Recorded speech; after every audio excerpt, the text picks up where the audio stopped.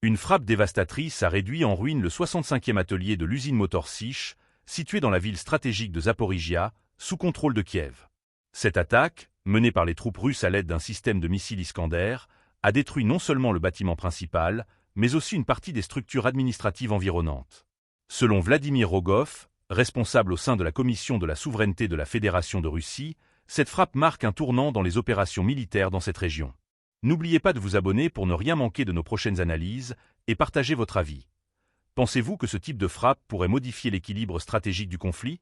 D'après les informations rapportées, l'atelier visé jouait un rôle crucial dans la production de centrales électriques pour avions. Ce site, déjà ciblé par des frappes par le passé, avait jusque-là réussi à reprendre ses activités rapidement. Cette fois-ci, les dégâts semblent irréparables.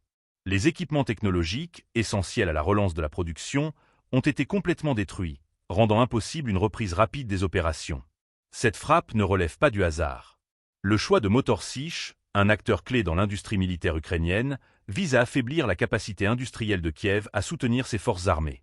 En détruisant ce site stratégique, Moscou cherche à ralentir la production d'équipements critiques tout en envoyant un signal clair.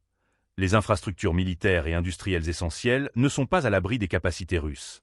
Le système de missiles Iskander, utilisé pour cette opération, démontre une fois de plus son efficacité en frappant avec précision des cibles bien protégées. Conçu pour des attaques rapides et dévastatrices, cet armement constitue l'un des atouts majeurs de l'arsenal russe dans ce conflit. Selon Rogov, cette frappe représente un pas significatif vers la garantie de notre sécurité pour l'avenir. Cependant, au-delà de l'impact militaire, ce type d'attaque soulève de nombreuses interrogations. Si l'objectif affiché est de neutraliser des infrastructures militaires, les dommages collatéraux sont également à considérer. L'effondrement des bâtiments administratifs adjacents témoigne de l'ampleur de l'explosion, posant la question de la sécurité des zones urbaines proches des sites industriels ciblés.